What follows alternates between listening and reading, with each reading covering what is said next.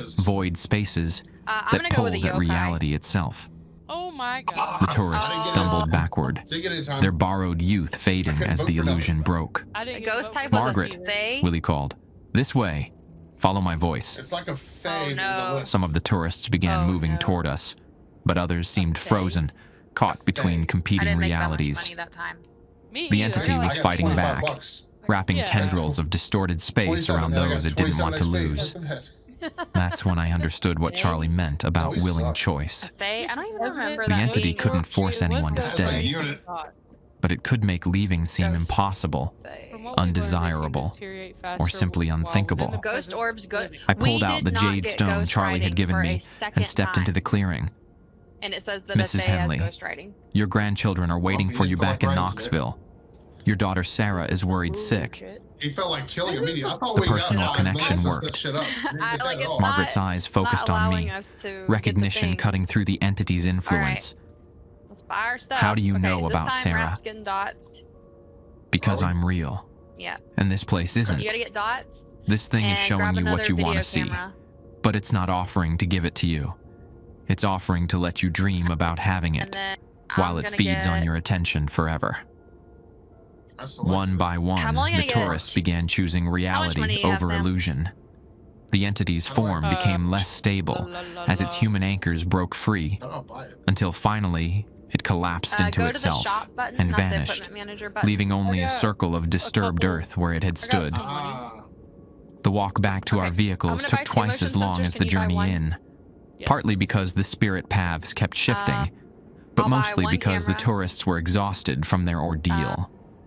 Most of them remembered Oh, very you guys little, got- I'll buy a pair of just olive. feeling drawn to explore the forest, Another If you can ghost get and a then sound finding recorder themselves lost and until we a small- arrived. Will you it be want me to get a back? video camera? Let him Willie get the asked book, as we 'cause reached he the can parking actually area. get it. It's a level 1. I Charlie think. packed his remaining tools What am I carefully, getting? Not You here. gotta stay out of Not the for a top while. part, 'cause but he breaking couldn't the get old all those boundaries things, has and we can- like, we can consequences. get the ones below. Other entities will test the weakened spots, I need a list. see what they can get away with. So this isn't Did over. you get dots? Yes, I got dots. Son, You got a video camera? this kind of thing is never over. It just goes quiet for a while, Grab lets people forget, one more then tries UV. again. He looked at both of us seriously. Okay. You boys need to understand. Your job isn't to defeat these I'm gonna things. grab a crucifix It's to maintain for the the balance, interface. keep them contained, and make sure Hey, folks help me like those there. investigators don't stir up Two, more than they can one, handle. one. Look at that. As the tourists reboarded Willie's bus, chattering about their flashlights, right? hiking We're gonna get adventure, more. and already revising I the think experience we into need at something least explainable. We don't have enough I hands to realized carry Charlie too was many right. things. We weren't Okay. exterminators or heroes. Equipment Let's- manager. We were Do I need the maintenance book? workers, keeping I think ancient Sam bought problems one from already. becoming modern Alright. disasters. But as we drove back toward town, I couldn't shake the feeling that our maintenance contract like was we need to about go to back get a to the lot more first house. complicated. I still just get drive money. for Blue Ridge Mountain Now you're tours, though my routes have Yeah. changed. Ezra I'm good moved with me that. to the If we can safer get it circuits. right on the first house, then we Dollywood can shuttle move on. runs, downtown Gatlinburg loops, trips that stay well clear of the old territories. Okay, I think I have Willie everything. quit after the reservation incident, moved back to Mississippi to help run his brother's catfish farm. Can't say I blame him. Dottie I think retired her we've got notebook to everything that we Charlie can get Swimmer, for now. who promised the Cherokee elders would add it to their own records. Your people and mine, we got just need to different get to ways level of 9 so we remembering, can buy tripods. he told me when he stopped I by the need depot last week. But the mountains don't care about our differences. 190 more. They just want No, no, someone no. paying I need attention to the old 290 more agreements. XP. What I is keep the a piece gift of his symbol carved on the jade picture? in my shirt pocket now, next to my CDL Krampus, I and think. emergency contact card. Ah, so they all look like that. Some mornings, Yep. when the fog sits heavy in the valleys, I feel it warming against my chest. I think A the ones reminder just that have the work we gifts. do up here The gifts, I'm talking isn't about, they all just look about like that entertaining thing of tourists. Krampus. Yeah. If they have the gift. Dr. Cornett never published her research, but she sends me Christmas cards now. Hey, Always the same message. alright. Thank you Events for guide, reminding me let's that see. some mysteries are meant to stay mysterious. Her investigation team disbanded Winter's quietly. Jest. Marcus Torres went back to studying conventional Yep. electromagnetic Open Krampus's Jack in phenomena. the boxes and complete objectives Sarah to Kim earn points. switched to Help with wedding the naughty or photography. nice list by dropping Dr. the correct gift Vasquez into took a the teaching Krampus's position sack. at a If you small succeed, college in maybe you'll get a Montana, gift too. far from any mountains with complicated What? histories. Oh. The That new is why drivers there's Ezra presents. hired don't get the full Yeah. truth right away. Son of a Just the bitch. basic rules, All right, the safe so routes, we need to... and careful observation of how they handle minor oddities. Last month, a kid Okay. named Trevor We got 2 Blackwood dots projectors, started 2 asking the right EMF questions readers, 3 after flashlights, passengers on his 2 Cades ghost Cove bulbs, run reported spirit- seeing 2 folks in spirit period boxes, clothing near the old One video cabins. 2 I shared Dottie's thermometers, 1 sanitized UV version of the light, 1 notebook video with him, camera, and 1 watched him crucifix. process the information with the kind so of we need to steady grab all acceptance the that placeable suggests things he might first, last. Run in, place it Tourism in the different Smokies rooms, like we continues need a as it box always in- has. or we'll need 1 writer, Families come to see 1 waterfalls and journal black in the bears. living room, and 1 Couples take journal in romantic the drives through kitchen. autumn foliage. Church groups explore historical And cabins and learn about let mountain me- heritage, Yeah. mostly with we have- nothing more unusual than too many photographs and motion overpriced sensors or 4? souvenirs. At least But for Tanglewood, I sometimes, think we're doing on pretty the okay for remote this. routes where cell phone The signals motion sensors, fade we can put and one the in- trees one ahead grow of the too close kitchen to the and 1 road, in the hallway area, passengers like, report things in that don't main fit hallway the area standard to all the park bedrooms. experience. God, why does it keep unreading? A child waving from an empty then- cabin Open window. screen. An elderly Hold on, I'm man reading walking the- impossibly fast through dense underbrush. And Alright, we're all then ready. Voices calling from the forest in languages that sound almost we'll familiar. put a dots projector. When those reports 1 come in in, the kitchen and 1 in the I living radio room, maybe? Charlie Swimmer's In the grandson, living room, like who down to works the for the hallway. tribal police now. Between his I'm gonna grab people's knowledge Motion, and what we've learned from years of bus and routes salt. through haunted I'm territory, ready to place. we usually manage to My keep gun's out. situations I'm gonna place contained. the salt in that middle hallway The entity from intersection Roaring between Fork all the hasn't been rooms, seen like, since our not the living confrontation, room I've area, got- but but Charlie says that doesn't mean I it's got the gone. book, the dots, and Things like a that don't flashlight. die, I he need explained. dots in the I don't They kitchen. just do- I wait for forget. conditions to I improve. forget how to do the flashlight. Different researchers, I different just kind of attention, different opportunity to break through. He's probably right. I did. You don't grab have a- one. Every few months, Flashlight. someone contacts the depot asking about paranormal Oh, yeah, activity in the area. Graduate students writing theses on Appalachian I got a folklore, camera, I guess, but I don't know if documentary it'll work. That's filmmakers the looking for problem. authentic ghost Well, you have to stories, walk around with that. So social get all the media placeable influencers stuff hoping to first and then capture the stuff something to walk viral around. from the You can mountains. place the crucifixes too. by the Ezra way. refers them all to Oh, the standard I know that. tourist information, tells them about Cherokee legends and early settler stories, gives them enough conventional material to satisfy their curiosity without pointing them toward The camera anything goes somewhere genuinely more or less. dangerous. I don't need to get anything else. At night, And we need when to I find drive the bone, empty and roads we back need to my to apartment in open the gifts. Gatlinburg, I sometimes Okay. catch Opening all the movement in my bones. peripheral vision. Okay. Figures standing just outside the Ready? headlight beams, watching the Go, buses go, come go, and go, go, go. waiting for their chance to ride along with the living again. I don't acknowledge them anymore. Don't engage Guess or that's the bag we investigate put 'em in? or try to understand what they want. Assuming that I just the cameras drive my don't work route, for me. follow the rules, and trust that someone no, else is sorry. maintaining whatever boundaries there we keep go. the mountains from remembering too much about the The things gifts. that should stay Now, forgotten. what gifts are we talking about here? Jack in boxes. The